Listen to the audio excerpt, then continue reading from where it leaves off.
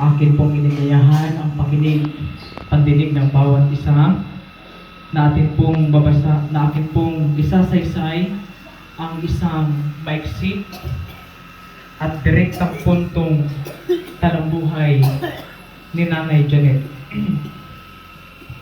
Si Nanay Janet Mariano Tasio ay pinanganak noong Abril 9, 1954 or 1954 sa San Andres, Pandan, Antique. Siya po ay panganay sa siyam na magkakapatid, 2 lalaki at 7 babae. Ang kanyang mga magulang ay sina Lolo Rafael Tenorio Tasio at si Lola Primitiva Malabha Mariano. Dahil sa likas po na masipag at matulungin sa kabila na si Nanay Janet po mula pagkabata ay meron po siyang taglay na sakit, rheumatic heart disease. Siya po ay lumuwas ng Maynila at naghanap ng trabaho. Sa kabutihang palad, siya po ay tinulungan ni Attorney De Castro. At nang minsang magbakasyon sa lugar ng Pasig Rizal, nagkaroon po ng pagkakataon na siya po ay makapasyal sa Pasig Rizal, na kung saan sa lugar ni Ginoong Adela Sigismundo ay meron pong isang binata. Marami pong mga binata ang humanga sa taglay niya kagandahan ni Nanay Janet. At meron pong isa doon ay si Tatay Conchito Sabino Dalanon na humanga kay Nanay Janet. Makalipas ang maraming panahon na panliligaw, ay nakamit po ni Tatay Gunsing ang isang matamis na oo ni Nanay Janet. At dahil po noon, sa maiksing pananalita ay napagkasunduan ng mga magulang na sila po ay ipakasal. At sila po ay kinasal noong January 31, 1972 sa San Andres, Pandan, Antique Church. At makalipas uli ang isang taon, sila po ay binigyan ng isang malusog na sanggol na lalaki. At ito ay walang iba kundi si Conchito Dalanon Jr. o sa kilalang John. Dahil po ang kanyang mga magulang ni Tatay Gunsing ay nasa Palawan na, ay nagpasya po silang pumunta na rin sa Palawan at dito po sila napadpad sa New Ibahay o tinatawag na Dewel. At meron pa pong nadagdagan na 3 supling. Pinagpala pa sila ng Panginoon ng 3 supling. Na kung saan sina Uncle Bert Dalanon, Hazel Dalanon Herman, at si Leia Dalanon Duhali. Taong 1980, nang tanggapin ni Nanay Janet ang Panginoon bilang kanyang personal at tagapagligtas, at siya po ay nabinyagan sa pamamagitan ni Pastor Dominador Tamares. Si Nanay Janet po ay isang aktibong miyembro ng iglesyang ito. Siya din po ay nahalal bilang isang church clerk at Sabbath School Superintendent at church treasurer. Halos lahat ng mga gawain dito sa iglesia, si Nanay po ay very active. Marami pong mga legacy ang naiwan po ni Nanay. Hindi lamang sa iglesyang ito, maging sa aming pong mga apo. Siya din po ay naging isang aktibong literature evangelist. At siya po ay supportive sa mga gawain, lalong-lalo na sa larangan ng gawain, pangangaral. Si Nanay po ay hindi mawawala hanggat kanya pong makakaya. Naalala ko pa noon nung kami po ay nakatira pa ng bukid. Kasi po kaming mga apo ay dahil ang aming mga lolo't lola, si tatay at si nanay ay mapagmahal sa amin, ay madalas po kami sa kanilang bahay. Paggabi, nagkakaroon ng mga worship, panalangin. Yan po ang isa sa mga naipamana nila sa amin ang pananampalataya. Kaya masasabi namin, hindi lamang kay si Kuya Dreamboy, halos lahat ng mga apo ni Nanay, ay masabi ko pong makalula, makatatay, makananay. Dahil po sa likas nilang kabaitan at malalahaning lula para po sa amin. At si Nanay Janet po ay isang, marami po siyang talento. lalong-lalo na sa larangan ng pag-awit musika. Maganda po ang boses ni Nanay Janet. Siya po ay, kapag ka mayroong mga okasyon, lalong-lalo nakaraan ay birthday ni Michael, marami pong video na siya umawit. Magandang awit. Nung birthday naman, last celebration, na kanyang naatinan yung birthday ng anak ni Kuya si Camilo, siya din po ay umawit. Talagang kami po ay nasiyahan. Sa kabila na meron na pala siyang matinding dinaramdam sa loob ng kanyang katawan, na hindi namin alam na yun pala ay acute ng kanyang kidney. Bagamat si Nanay ay masama ang kanyang pakiramdam, may sakit na tinatago, pero hindi mo mahalata sapagat yun ay natakpan ng mga ngiti sa kanyang mga labi. Nandoon yung words of love, words of comfort, words of encouragement. Marami siyang expectation sa kanyang mga apo, sa kanyang mga anak. Bagamat mayroong mga ilan na hindi nabot yung kanyang expectation, na inasahan namin siya ay magagalit, pero nandoon pa rin yung kanyang pagpapalakas sa bawat isa sa amin.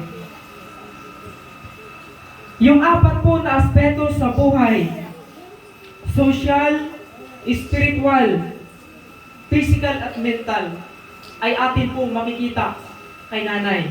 Social, alam po yan ng kanyang kapitbahay, na si Nanay po ay hindi pala away. Hindi rin po siya chismosa. Siya po ay maayos, makipagsalamuha sa kapwa, mabait. Maging sa mental, kaming mga apo ay isa po namin sa nahinahangaan pagdating sa English. Yan sila Saysay, nandyan, saksiyan sila. Siya po ay isa sa mga mini-mentor namin pagdating sa English, kasi halos lahat ng kanyang mga awit ay English. Tinuturuan kami. Pagkatapos, bagamat ang kanyang physical, ang kanyang pangangatawan, ay meron pong lihim na karamdaman, ay hindi po yun naging hadlang kay Nanay na ang kanyang pananampalataya sa Panginoon ay hindi lumago. Si Nanay ay malakas ang pananampalataya. Maramdaman namin yan kapag siya'y magising, nananalangin. Alas 12 ng gabi, mananalangin. Minsan pa kapag nakita niya ang kanyang mga anak na nag-wave sa pananampalataya, magsusulat yan. Papadala ng sulat. Naalala ko pa noon, meron siyang sinulatan bilang paalala na para hindi lumayo sa pananampalataya. Ganun po si Nanay. Minsan pa, isang gabi, habang siya ay nananalangin, at ako'y sa kabilang kwarto, naririnig ko binabanggit niya ang kahit pangalan ng kanyang mga anak, ang kanyang mga apo sa kanyang panalangin. Ganun po si Nanay kalakas sa kanyang pananampalataya. Masasabi ko pong naging maayos, naging masaya ang pagsasama ng amin po pamilya. Bagamat mayroong ilang mga hindi maiwasan na mga tunggalingan, pero siya po ay laging handa upang pumagitna, lalo't higit upang manatili ang kapayapaan sa bawat isa.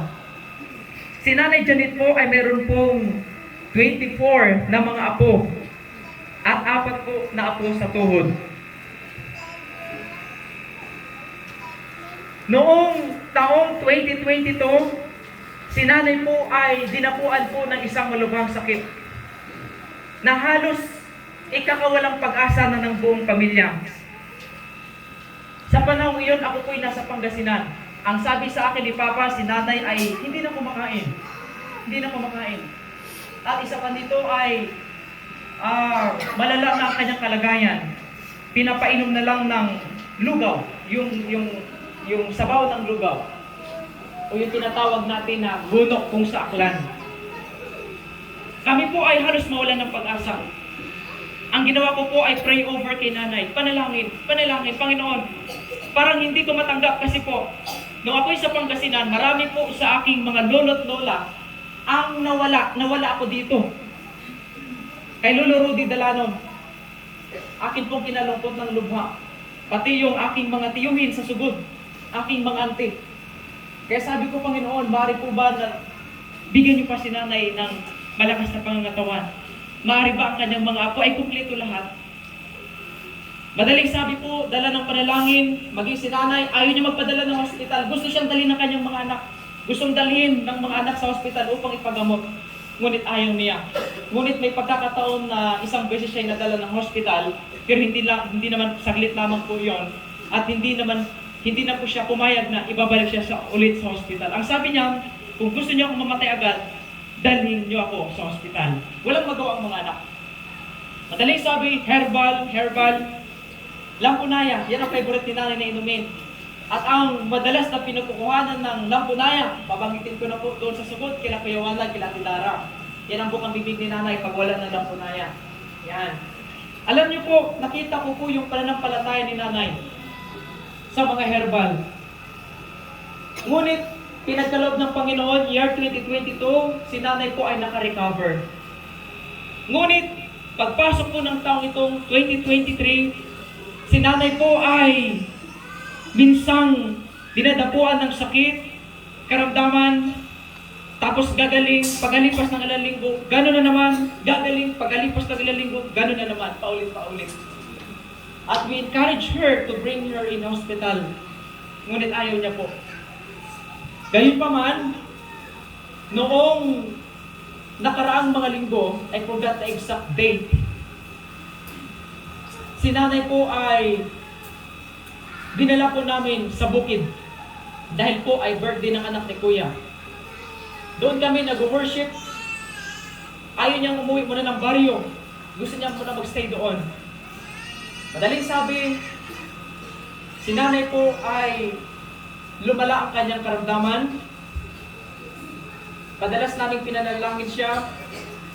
At ang huli na mga salita na akin pong napakinggan kay nanay, huling word na clear ay yung salitang Amen. Yun lamang po at wala na pong iba. Nandun po ang kanyang pananampalataya po sa ating Panginoon. Pagkatapos po noon, nagdesisyon sa kabila ng marami pong mahirap magdesisyon, ay pinagkaloob ng Panginoon na si nanay ay dalhin po namin sa isang clinic ni Dr. De Guzman, dyan po sa papunta ng Nakpan. At ang sabi ng doktor, mataas ang kanyang blood sugar. Napakataas. Ang sabi ng doktor, kailangan niyo siyang dalhin ng hospital, Taytay. Madaling sabi, dinala siya ulit ng hospital sa provincial hospital sa Taytay. Sa hindi inaasahang pangyari, doon pala kami sa emergency room. Ay talagang sinabi na ng doktor sa akin na si nanay ay hindi na po magtatagal ang kanyang buhay. Pinalam ko sa sa kanyang mga anak, itinawag ko dito, at maging ang doktor ay nagsasabi na maghihintay na lang tayo sa kanya. Ang ginawa na lang po namin, kinausap namin si nanay, humingi ng tawad, nagpasalamat sa kanyang kabutihan sa amin, at amin po siyang itinalaga sa Panginoon sa pamamagitan ng panalangin. Si nanay po ay hindi na po makapagsalita, pero siya po lamang ay nakakapagtango. Sabi ko, Nay, hindi natin hawak ang buhay natin. Panginoon ang may hawak. Narito kami, yung mga anak mo, mahal ka namin. Nariyan ang iyong mga apo, mahal na mahal ka namin. Sabi ko sa kanya, Nay, ipapanalangin kita, manalangin ka na rin sa Panginoon, at tayo ay magkita na lang sa kanyang muling pagbabalik sa lupang ito. Sapagkat akin pong pinapanghawakan ang sa aklat ng awit 146 nang sabi doon, ang kamatayan ng matuwid ay precious sa harapan ng Panginoon. Amen. At ang sabi ng Isaiah chapter 57 verse 1, hindi nalalaman ng mga tao na ang mga matuwid ay pumapanaw na mamatay sapagkat inililigtas sila ng Panginoon sa kasamaang darating. Ang sabi ng doktor, bukas ng madaling araw, Abril 18 ay August 18, siya babawian ng buhay. Ngunit ang sabi ko, ang isip ko naman baka mahirapan pa si nanay kung sa bahay pa kami maghihintay. Pero sabi ng doktor, maaabutan pa ito. At ang sabi ko, maganda, sapagkat doon ang buong pamilya, mga anak at mga apo bago siya bawian ng buhay. Ngunit naisip ng inyong lingkod na baka mas lalo na siyang mahirapan sa pagbabiyahe. Ang sabi ko, Panginoon, magbigay ka ng sign. Yes, si nanay po ay nagkasala. Pinag-pray ko po si nanay. Siya po'y nagkamali. Hindi kami perfect, Panginoon. Patawarin niyo po si nanay. Si Jesus ay namatay sa cross. Hindi lamang para sa akin, Hindi lamang sa isang tao, kundi maging para kay nanay din, upang siya po'y magkawalang sala. Tanggapin niyo po siya. Isulat ang kanyang pangalan sa aklat ng buhay. Si nanay po ay nakakatango. Yun po ang kanyang pagtugon sa amin. Sabi ko, Panginoon, kung mahal niyo si nanay, at kung hindi niyo na siya ay pagkakalubuan pa ng marami pang taon bubuhay, kung babawiin mo lang din ang kanyang buhay, huwag mo na siyang pahirapan. Yan yung sign na gusto kong ipakita mo sa akin, Panginoon. Madaling sabi, yung ambulansya ay dumating upang kami ay sunduin at iuwi na ng new bahay. Paglabas namin ng hospital, tinanggal ang oxygen, but we decided na bumili ng oxygen, huwag alisin ang kanyang dextrose, pati yung daanan ng pagkain, pati yung catheter. At ang sabi ng doktor, bilhin na kami ng oxygen at ang ambulansya naman ay meron namang oxygen. Paglabas namin sa hospital, inakyat si nanay sa... After namin mag-pray muna, pinag-pray ko muna, nawala yung aking mga pinsan. Ang kasama ko si Vine, si Tuto at si Tatay, si Rulik. Nangyari noon, after noon kung may pag-pray siya, pumasok sila Tatay, inilabas namin, inilagay sa ambulansya. Pagsara ng pinto ng sasakyan, si nanay po ay binawian ng buhay. Binawi na ng Diyos ang buhay na pinahiram sa kanya. At nakita namin na siya po ay hindi nahirapan. Hindi siya pinahirapan ng ating pong Panginoon. Alam niyo po, doon pinatunayan ng Panginoon na tinanggap ng Panginoon si nanay. Yes, hindi na po ni nanay maririnig ang ating tinig. Si nanay ay hindi na makakauwi ng bahay sa ayon sa banal na kasulatan. Si nanay ay hindi na makapagpaparamdam. Ngunit bago man si nanay nabawian, yung mga masasarap na salita ng pasasalamat at pag-ibig ay naiparamdam ko sa kanya kahit sa huling pagkakataon ng kanyang buhay. Alam niyo po, mga minamahal kong mga kapatid, mga kaibigan, ang buhay po ay sadyang ganyan. Ang buhay ay hindi po natin hawak. At si nanay po ay bago man po kami, hindi ko po naibanggit kanina, gusto po itong banggitin para sa lahat. Bago man si nanay lubusang binawian ng buhay nung siya nagkakapagsalita pa, meron kaming oras, isang beses, na masinsinang pag-uusap at binanggit niya sa akin lahat ng kanyang salubin. Hindi ko pa naisasabi yan. Ang sabi niya, Joy, hambal sa anda, sa akong mga apo. Pantay-pantay ang akong pagmamahal sa tanan, sa mga uma. Ang hambanana, kung sino ang nahirapan, handa kaming tumulong. Nababanggit niya ang kanyang mga apo, nababanggit niya ang kanyang mga pangalan ng kanyang anak. Ang banana, Friday, si Tita mo baby magpabaryo ron. Ay, paalin si Saysay, nababanggit niya. Nababanggit niya rin si Ivy at si Michael, na nagbibigay sa kanya ng tinapay. Si Tuto, nababanggit niya. Si Anggo, sabi niya, si Liling, ipag-pray mo, Joy, maging maayos sa kanyang pag-anak. Sabi niya si kuya mo, maraming sakit na si kuya mo. Magtulungan kayo. Nababanggit niya, hindi ko alam na yun na pala yung mga habilin niya na gusto niya na maging maayos at talagay ng kanyang mga anak. Maging si Chichi, bagamat meron siyang binanggit sa akin na yung pagkawala ng yung baby ni Chichi, masakit sa kalooban ni nanay. Maging ka Ivy, dala-dala niya pala yun. Sabi niya, pangamuyo ko lang nga, tawan sa Panginoon, nga masadya na buhay, at tawan sa ko nga. So doon ko naramdaman ang pagmamahal ng isang mabuting ina, mabuting nanay at lola sa amin. At ang isa sa pinakamahalaga sa lahat, na kanyang binanggit sa akin, Joy, obrahan tanan niya paraan, nga sanda palalahanan, nga magbalik loob ng sanda. Nga ang Panginoon din magbuhay, malapit ito ng Panginoon. Ang gusto ni nanay, tanan ng mga unga, isa sa pananampalataya. Pero may manalangin, italaga man ang buhay sa Panginoon. Alam niyo po mga kapatid, masasabi ko na nasabi ni nanay, katulad yung sinabi ng Apostol Pablo sa aklat ng Timothy, nakipagbaka ako ng mabuting pakipagbaka. Natapos ko na ang aking takbuhin. Iningatan ko ang pananampalataya. Iningatan ni nanay ang pananampalataya. Kaya ito po yung talata na aming nakita sa Apocalypse chapter 2 verse 10. Be faithful unto death, and I will give you the crown of life. Si nanay ay handa na upang sumalubong sa Panginoon. Ako naniniwala na sinasabi sa Korinto, sa huling pagtunog ng pakakak ng Panginoon, lahat ng mga namatay kay Kristo ay muli nang gigisingin, at ako'y naniniwala na si nanay ay kasama doon sapagkat ang kanyang pananampalataya ay iningatan niya sa Panginoon. Maghari na magdalangin po ang kanyang mga apo, ang kanyang mga anak ay magbalik loob na sa Panginoon. At tayo ay maging seryoso sa pananampalataya kung gusto natin na makita si nanay sa pagbabalik ng ating Panginoon. Ito lamang po at pagpalain tayong lahat. Amen.